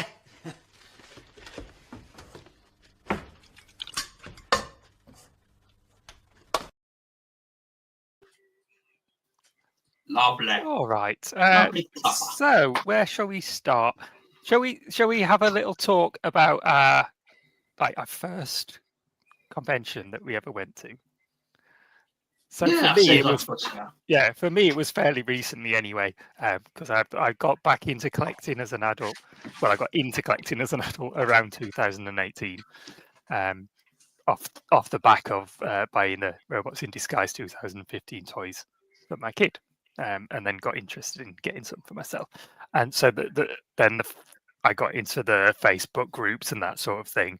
The first convention I went to was not until 2021, which I think was just coming out of lockdown. It was the first roll call back. So that's just a little event in a place called Fording Bridge in the New Forest, and just in a town hall with a few tables around, a few people selling stuff, a couple of guests in there doing little talks at the front. Yeah, so I went there with my wife, and we found a parking space, went in, and the first people I saw there who I'd got to know online were Ross from Toys R Us and RJ, and they were on the other side of the room having a conversation with each other. And so I went over and I went, like you do, I know you, and introduced myself. Yeah, and when I said I'm Dave Wave has posable nipples, they knew who I was. That was in the old days before Toy Slice, and yeah, and so we got chatting about toys a bit, and then some other people turned up. Brad Exilian XLR was there, and Rich Sort Rider, and Rudy Zizou, Dave Mentz. So yeah, a bunch of guys, and and at one point I was doing another lap looking at the tables, and I popped outside because it got a bit hot in there. I popped outside, stood outside, and was like, "What I'm going to do now?" And then Russ was walking along, and he went, "Oh, some of the guys have gone in the pub over there, mate." So I went over to the pub and had a sit down and had a good chat with the guy, and that was really cool because that was when my toy collecting came from something that was just me collecting this stuff and typing things on a keyboard to actually now I've met some of these people in real life. They actually exist. I'm a real boy, you know. So that for me was my kind of first getting into it thing, and then I've been to a couple more after that. But we'll talk about that in a minute. So Lee, do you want to tell us about your first experience of convention going? I think my first experience was a small tent, well, not a small tent, but a small convention from a town near Maine called Oldham, and it was called HamCon, and it was just a small. I think it was either in a gym or like a school sports hall, something like that. You know, same as you, a couple of stalls, and the odd guests, you know, just sort of people you don't really know. They did something, they were familiar with something. If you knew what the property, you might have known them, but nothing that I sort of knew. And of course, you had the odd costume, people walking around in the costumes. So you had someone in a Bumblebee 2007 Bumblebee costume. And yeah, it was quite an experience. It was just something I wanted to try out. It was close. It worked. It rather didn't cost a lot to enter, or it was free to enter. So it was quite easy to convince my wife to come along. Because of course, this was at the point where she wasn't into. She thought I won't be into all that. But it's like, oh, come along, it's a day out, or we could bring a little girl. Experience and all that, and it was just like I say, it was just good fun to have a look around at all the toys. It's where I got to pick up probably one of my earlier Nemesis Primes, and yeah, it was just like I didn't know anyone at the convention. It was sort of like it was still at the stages of it was just just my own little private hobby, my little world. But you still got to have the odd conversation with people with like they understood the language of the nerds. So yeah, it was enough to convey. It was just enough to dip my wife's toe into me. But actually, I might be all right with these, so I can get her into the bigger ones. And yeah, like I said, it's just at that point. It was just a nice day out. It worked until later on, until I started getting the proper, full-on convention experience. Cool. All right, Moff, do you want to tell us about your first time? I feel like a proper old man. So my first one was like 97 or 98. It was a Collector Mania. No, it wasn't. Memorabilia. It became Collector Mania. Memorabilia in Glasgow. And I remember talking my dad and he letting me have some of I would get a bursary from university, and I talked him into giving me some of that money early so that I could go to this toy fair convention thing. I met Doug Bradley. I bought a Chucky doll. I don't remember anything else about it, but I just remember it just being like, this is so cool, like to see so much of the kind of stuff that I liked and enjoyed in one space. And then I've done toy fairs or conventions ever since because I'm a big geek. Awesome. All right. So yeah, that's our first experiences then of conventions. So I think from there for me, I did that first rollout roll call, and then I think I did the one after, and then that was when TF UK Con had become a thing, and I didn't make it to the first year, but then I regretted that I hadn't made it. So when it was coming around again, I'd put a message on the I think it was the Transformers the Show Facebook group, and I said basically, because I don't drive, can anyone get me to TF UK Con this year? And it was Gav, who we've had on the show before, Mr. Gav, he goes by, and he said, "Yeah, I'll come and get you. We'll sort that out." And he's like an hour's drive north of me, so he drove down, collected me, That's good, took me up. We had a fun day there, and then drove me back, dropped me off, and then went home himself on the day, which is an amazing thing to do. Yeah, just really appreciated that, and he's basically become one of my best friends now. He's a fantastic guy, and we go out and we do things together with our kids now, and you know that's a great thing that can happen just by having that little connection. Yeah, and just by taking that step, just to be a bit cheeky and just go, look, is there anyone that can get me there? And if there hadn't have been there, wouldn't have been, that would have been fine. But yeah, he very generously offered to do it, and and it's worked well, and we've become good friends. And so now we get excited each year to do our Gav and Dave road trip together. That's really cool. No, that's good, and I think that's the best bit about the Transformers community. So I've done conventions. With my ex, I didn't do as many, but ever since I got my wife in 2008, she just was absolutely like, just go to these things, why not? She was the reason I started going to Transformers one. But it's only in the last, since the first TF UK Con, that I've started to feel comfortable enough to speak to people at them like that.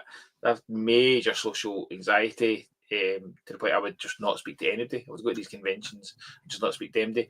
But now the difference of the enjoyment level I have now going to these and with the community. I went to the first TF UK Con. I sat beside Jamie, Andy, chatted to Simon Furman, which is the most bizarre thing. Having a pint with Simon Furman just was like, what is this? Like, how is this a real thing? But now, like you, like Andy, Pete, Paul, Jamie, like some of my absolute best friends. Like we go away we went away for a weekend away with them, with the families, and it's just that aspect of the community just has really. There's never a community I've experienced that like I was a big into the Star Wars community online and stuff. Went to the Star Wars convention in 2016, and there definitely wasn't that vibe. Like from all the reading about it. Even although I went to auto assemblies from 2012. And as much as I didn't speak to people, I would sit in the bar and kind of almost people watch and kind of just, you'd see the community, you'd see it in the Saturday night bits. When we went to Star Wars convention, there was none of that. Like it just was like people would finish and just go home. And it was like, this is weird. Like we went to that because what I said, we'd finished, didn't know TFN was going to be a thing. So we signed up to the Star Wars one. And I was thinking, this will fill the gap. And it didn't. And as I say, as much as I didn't sit and talk to people, it was still you were in with like-minded people, and it just was lovely. So I think the aspect, as soon as you get into the community and you do things like this, just help with that as well. It just means that you're looking forward to it. We get 4 Transformers conventions in a year now, and for me, I look at it as an opportunity to see my friends, and I just think that's a lovely add-on to. I love Transformers. It will always be my first love of toys, but actually what Transformers has given me out with just the toys is just huge. So Yeah, the conventions are a very different feel now to what they were 5, 10, 15 years ago. Man, I feel old when I say things like that. 20 years ago, geez, nearly 20 years since my first convention. That's crazy. It's like say with the Transformer conventions, you know, it's a totally different atmosphere to any other convention I've been to. Because like before I went to, you know, I've been to a couple before I went to TF UK Con. You know, I've just been to repeat, you know, pretty much go buy a couple of things, go home. Well, that was a nice day out. But like you, Dave, I missed the first TF UK Con, felt gutted about it. But the second one, it was just a completely, absolute disparate. It was different. It was surreal. It was. Well, that one was the first time we met, Lee. Yeah, the second GFUK Con, wasn't it? Yeah, and yeah, you had a little stall at the back selling a few odd toys, and I'd walked up to say hello to you, and I think your wife was there trying to dissuade you from making eye contact. But I talked to you. She was too busy stopping me from buying all the great toys. No, she wasn't. I had a lovely talk to your wife there as well. She's my conscience. Yes. So I don't spend too much. She's lovely. She is lovely. And yeah, and Rowan was in the corner, of course, selling his wares. Yeah, it was excellent. But speaking with wives, even like that at the Transformers movie, they start having their own little like a little convention or like a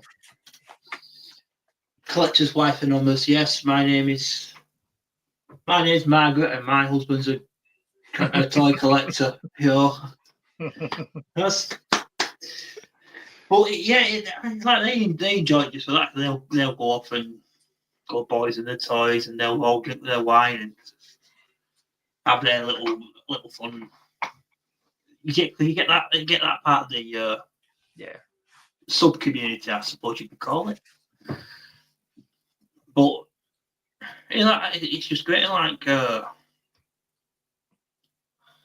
I've even when I've been to other conventions, but aren't Transform conventions, and I'll go with that thinking of TF UK Con and start doing that. And like I say, you don't get that same reaction of people. They are sort of like, no, I mean, you might get the odd yes or no, but it's not like, look, I'm just here to buy toys, if I'm honest.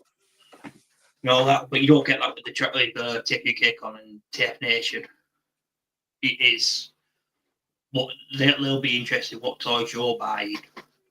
So sometimes more than the actual toy they're buying. It's like, what have you got? What are you getting? And it's just nice to have that reaction and conversation and just talk about these toys, which most of the time people just go, what are you on about? Yeah, it is that like building that community. Like this year, you called TF UK Con the coziest fan convention, right? And it is. It's just really cool that you can do it. Because the first time I went, I introduced myself to Lee because I was aware of Lee.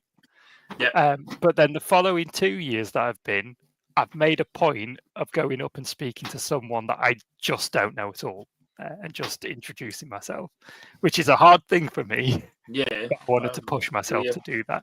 So yeah, just one person each year. So there was a guy called Gareth last year and a guy called Andrew this year that I just introduced myself to, and just like said, like, where are you from?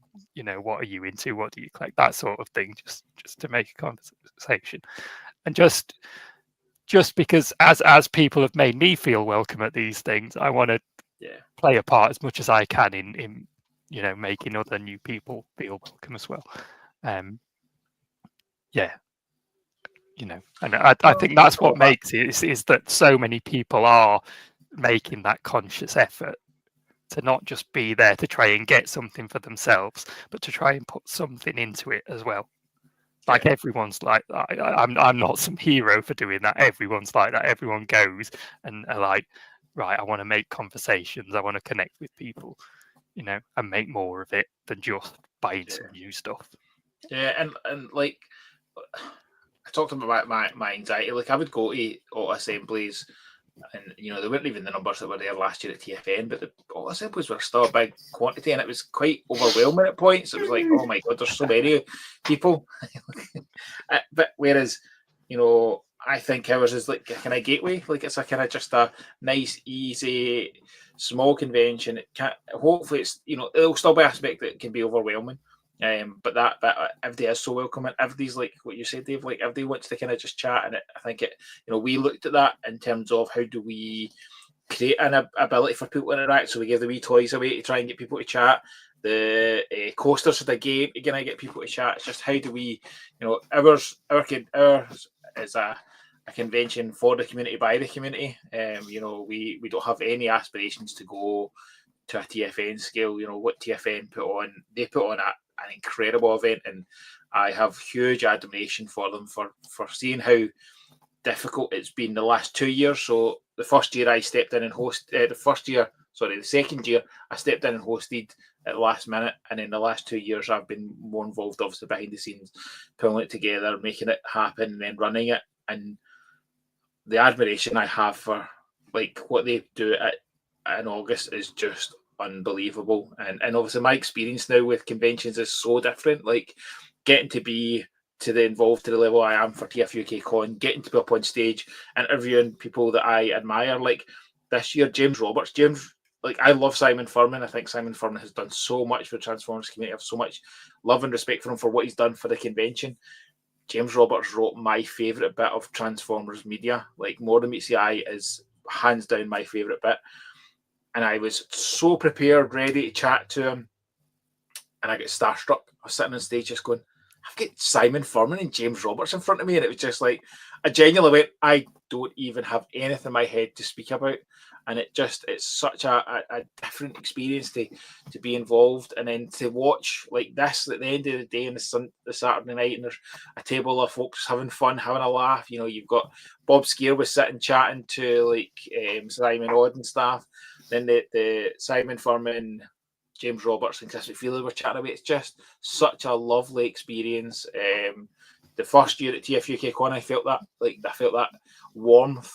As I say, like sitting with Simon Furman and Jeff Senior, like it's just bizarre. And we're all trying to buy them drinks. And they're like, no, it's our turn. I'm like, no, it's definitely our turn. You should not be buying anything here. You've given us all enough. And it's such a lovely experience.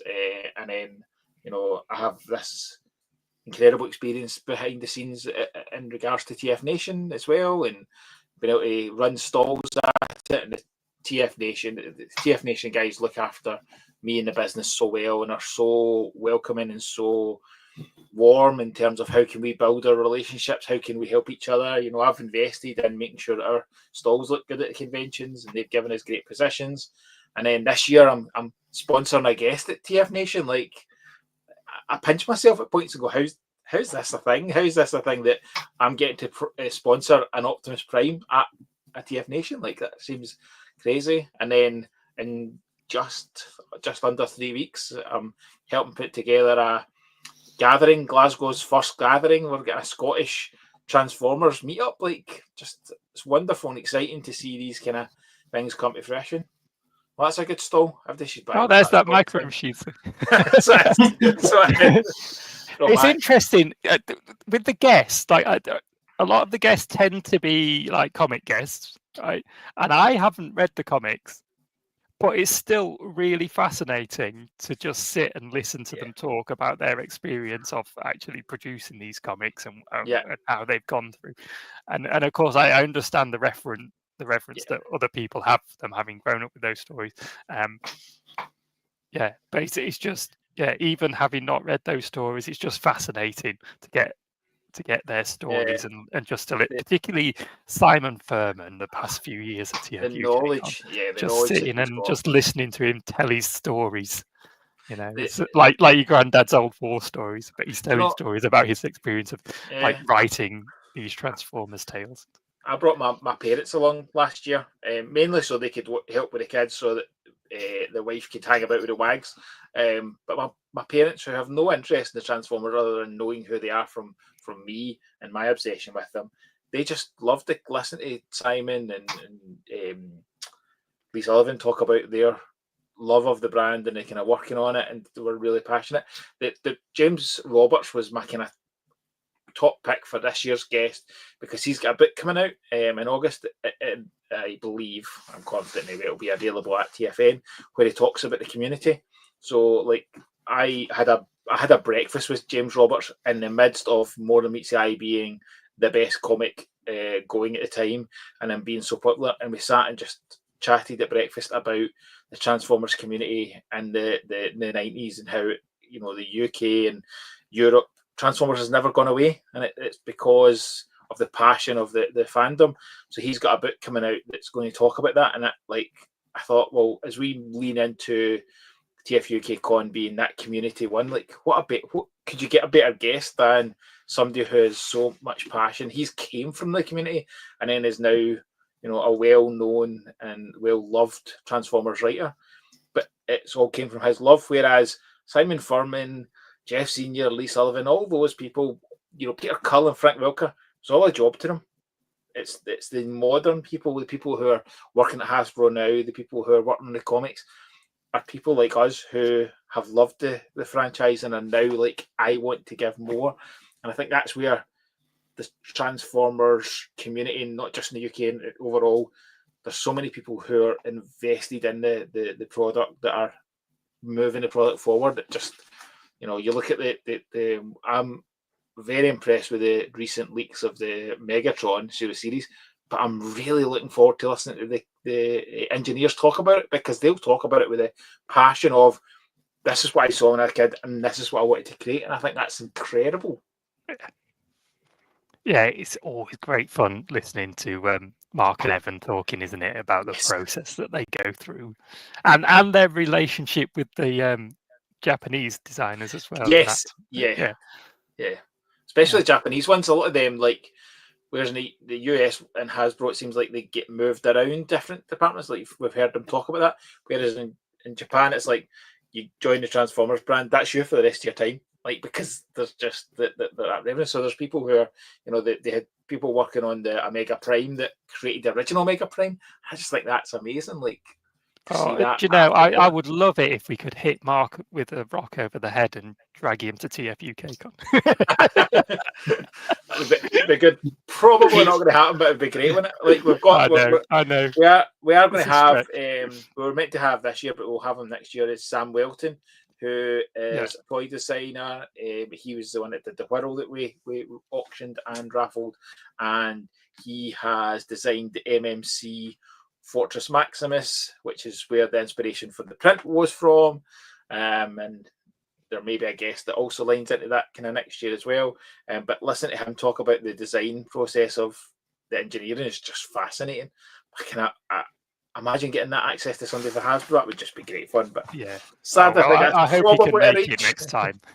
Yeah, that'd be wicked. Absolutely.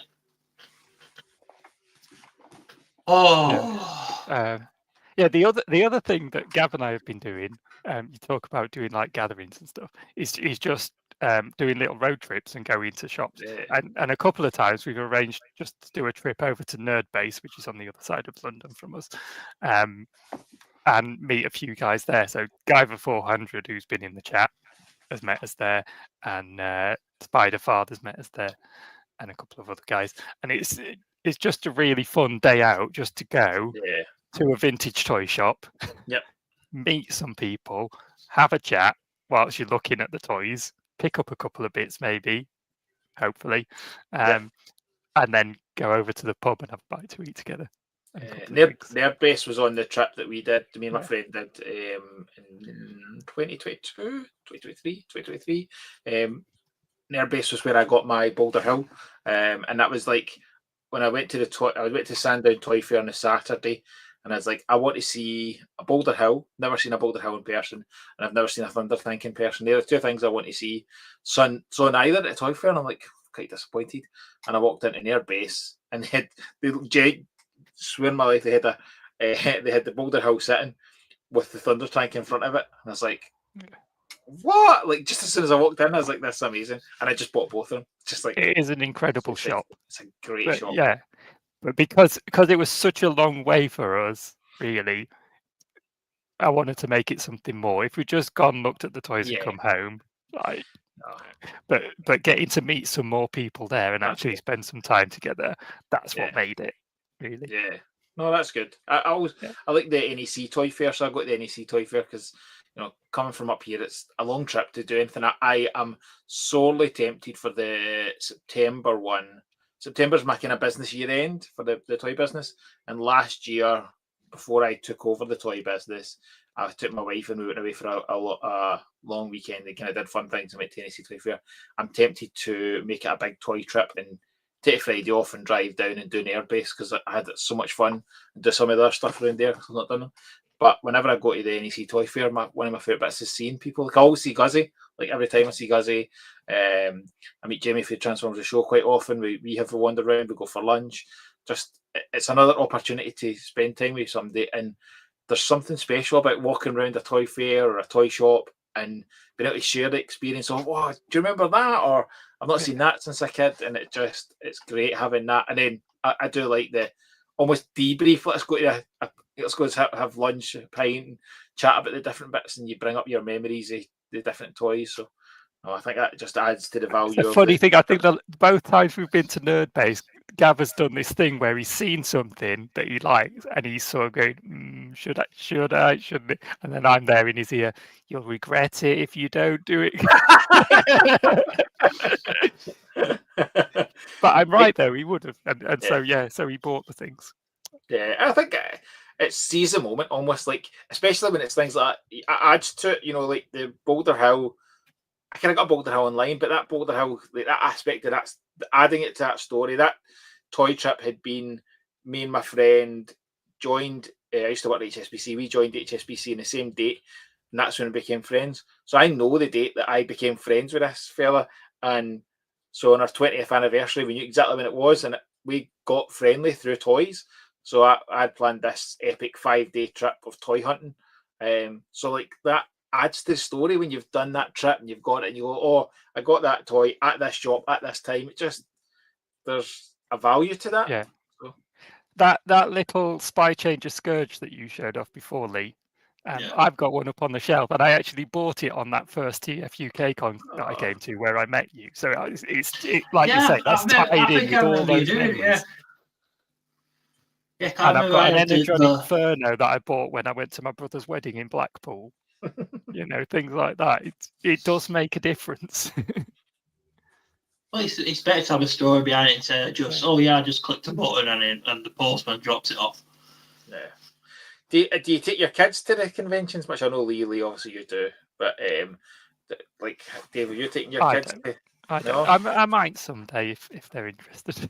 Yeah, my eldest loves going to conventions. The first one I took him to just after my 40th was the Liverpool Comic Con where Frank Welker and Pete Cullen were there, just before pandemic.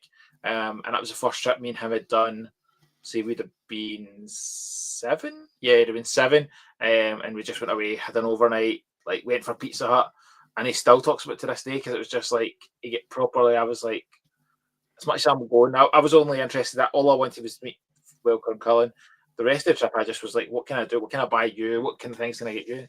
It's just a great time. So he came with me to Reading last year.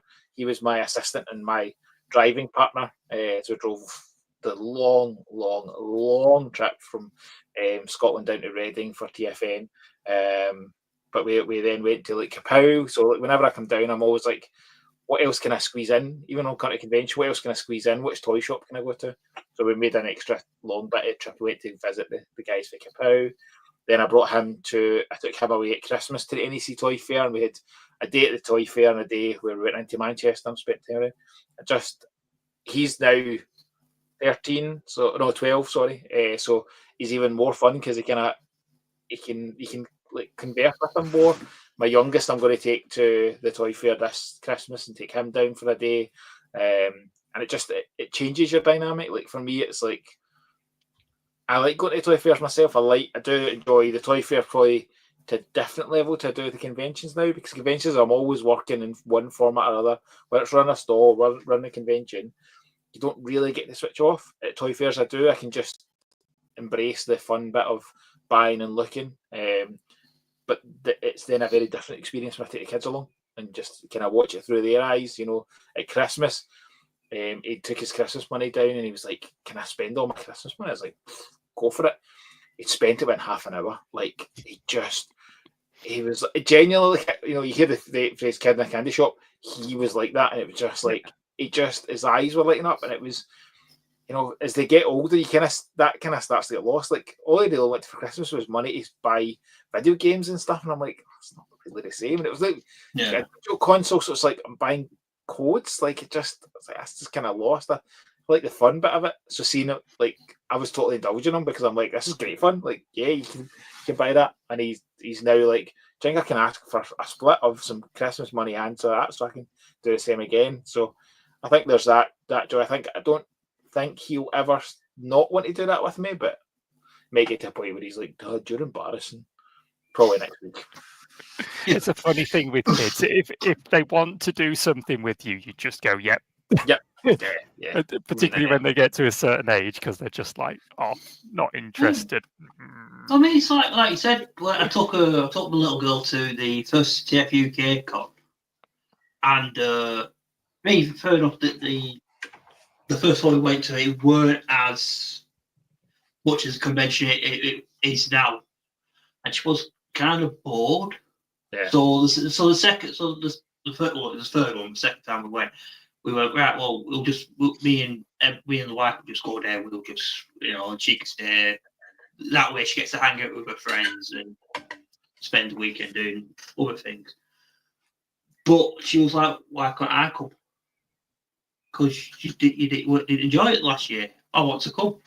So this year she came and she was quite happily enjoyed it. You know, again, she was sort of sat there. She looked a bit bored, but at the same time, she was happy to buy transformers. She spent pretty much the whole weekend just transforming this Beast Wars Wolfang, just back and forth. Oh, and building blockies. Blockies are a great one for that, aren't they? They really are. They kind of cross-dimensional. Like you see the different cross-generational. Even you see different ones. Like RJ's mum loves the blockies. Yeah. And then like our kids like the blockies, and you're just like, that's great. Like, and my boy, I left him in charge of selling the blockies on the stall, and he had an absolute ball. It cost me a fortune if they buy them.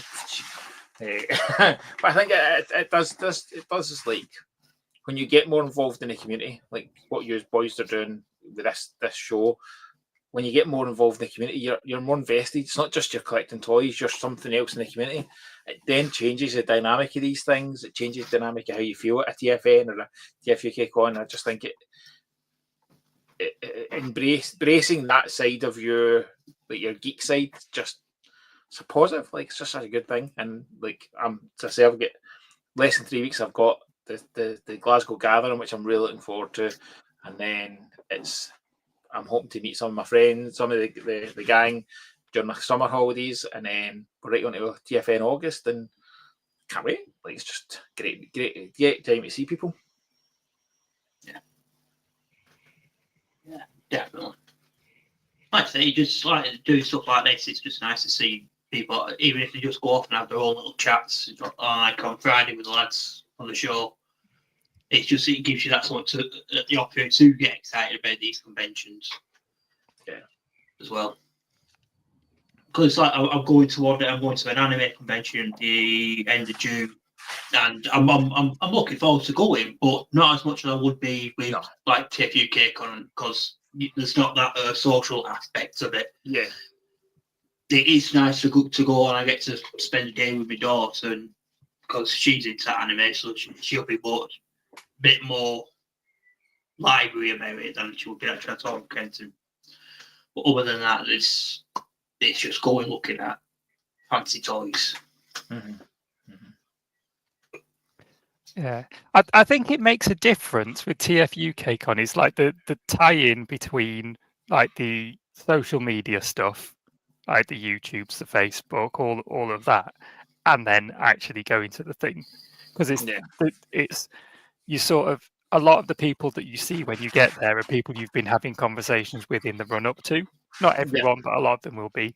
And then afterwards, again, you can sort of continue that and talk further on the experience you've had and stuff. And so it all kind of follows through then.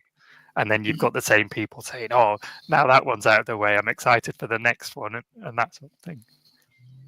So I think having all this kind of interconnectedness and social media that we have now, it helps, doesn't it, with the convention experience as well.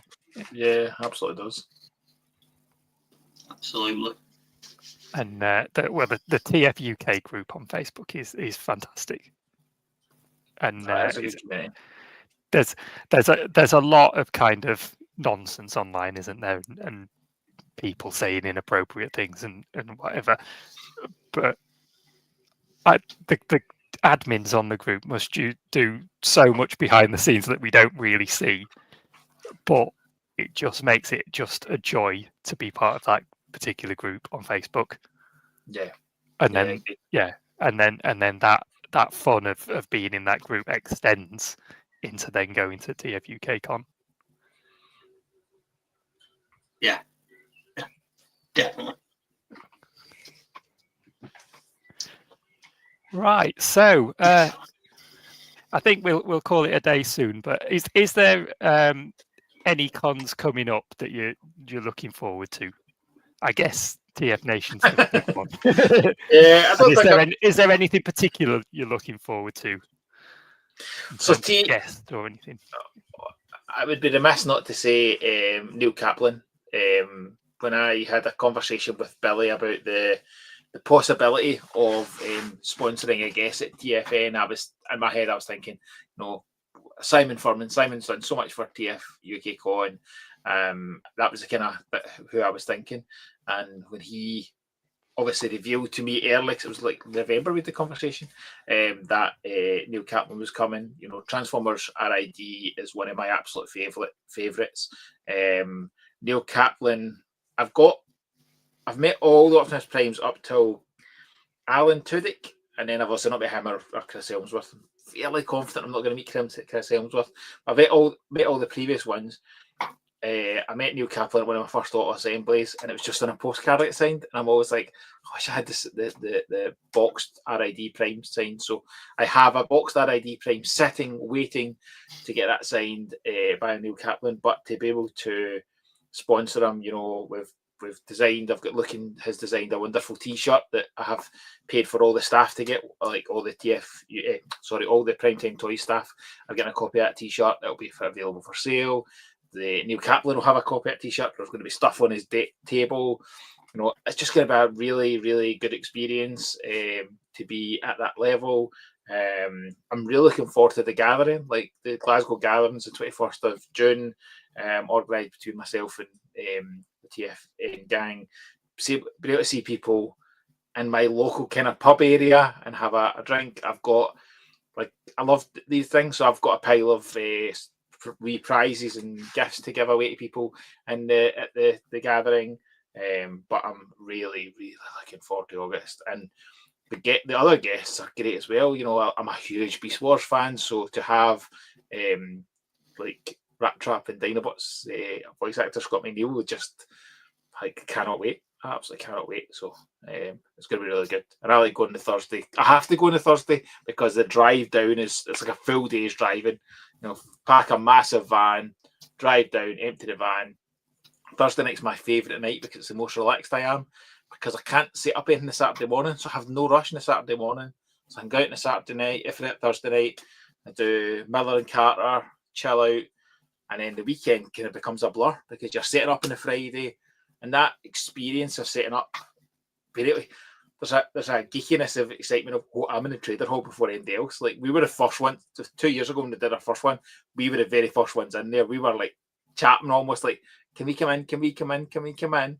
And then see it come to light, and then you get to kind of know the stall holders. It's just been such a joy. And then one of my favourite things is being given opportunity, is being able to give other opportunities to other people. So like, my favourite bit of TFN last year was watching Andy behind the stall. So he'd helped out in March just because a situation had happened.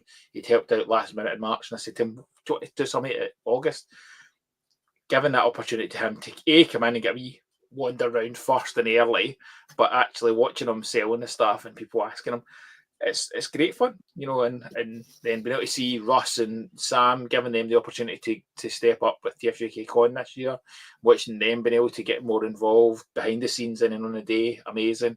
And then there'll be more of that in August. It's just when you're able to give other people opportunities, just so much fun just watching them experience it. Yeah. Awesome. What about you, Lee? Like I said, it's TF Nation I'm looking forward to. It's the one, and of course, next year's TFUK Con. I'm just looking forward to doing that and experience it all. Get to see everyone.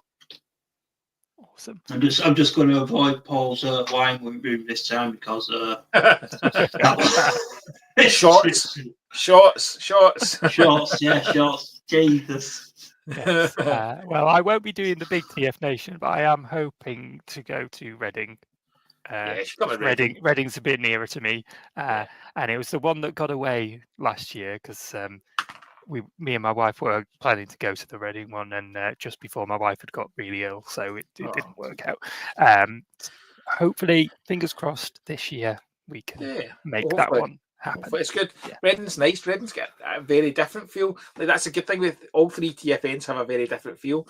Reading, I really enjoyed Reading. It felt old school auto assembly style, so I really enjoyed it, and I'm really looking forward to. Well, I mean they've not announced it, but it can happen. So I'm sure it's happening. I'm sure we'll have another one to go to in November time, hopefully. All right, good times. I think we're done with that chat. We'll let everyone go and get some sleep, shall we? Okay, so thank you for joining us in the chat this evening, everyone. It's been great fun. Lee, do you want to do a little reminder on the competition? Yes, don't forget, the band's been brilliant all the way through the show. But don't forget, you can get a chance to win a lovely Blocky Nemesis Prime. All you have to do is email at toymetoyou@gmail.com with the phrase, "You can't go wrong." And you could be in a chance of winning this lovely Blocky. It's a lovely build. Remember, we want the entrance to be 13th of June, Friday midnight, and the winner will be announced on the 15th of June on the next live show. Awesome. Mark, thank you for joining us. Thank you so much for having me. Anything you want to tell people about whilst you're here? Come buy my toys. So no, like I've done. If anybody's been on the website recently, you'll see there's been a pile of new pre-orders went up, and a pile of new stock went on. That's what it's kind of the last 5, 6, 7 weeks has just been really upgrading the website, getting things on it. So there's loads of new stock on there, loads of new stuff. I'm playing about a feature on it and I can't get it to work. But if there's ever a toy you're after, like it's newer releases, older releases, they're a bit harder. If there's a toy you're after, let me know. Like I generally buy the stuff I'm confident will sell, but I'm always up for kind of random things and different bits. So no, the business is going well, and I'm very much looking forward to, as I said, the gathering and then TFN. So I think that's me. I've got busy. Andy's working for you even now. There you go. Yeah, and Andy's a good. Like I joked about it, like, but these are like this aspect of growing a community, growing and working with people and supporting people. It's just such a joy. Like there's so many good people in this community like yourselves that just want to do more, and it's my favourite bit of being in a community is spending time with people going, right, so how can you get better? Like challenging. Like I spent time with Pete in January. I went to his house for a couple of days and just chatting about Transformers the show and what does it look like in the future. And just such a joy and just seeing people succeed. So no, thank you so much for having me on. I love watching the show. I never get to watch it live on a Sunday because watching a show live on a Friday night and then asking a wife to get another night on a Sunday night's a killer. But generally, I watch the show back afterwards, maybe a day or two after. So it was an absolute joy to be on. Thank you so much for having me, both of you. Well done for putting on I think the show's went from strength to strength. The name is just brilliant. Always, like I've always said that, and it just makes me smile every single time. So, well done to both of you for everything you've done. Thank you very much. Cheers, mate. Awesome. All right. Thank you, everyone, for joining us, and we will see you again in 2 weeks' time for the next episode. Say bye, Lee. Yeah. Bye, Dave. Bye, Lee. Bye. I'm having trouble. Bye. See ya. Thanks for watching.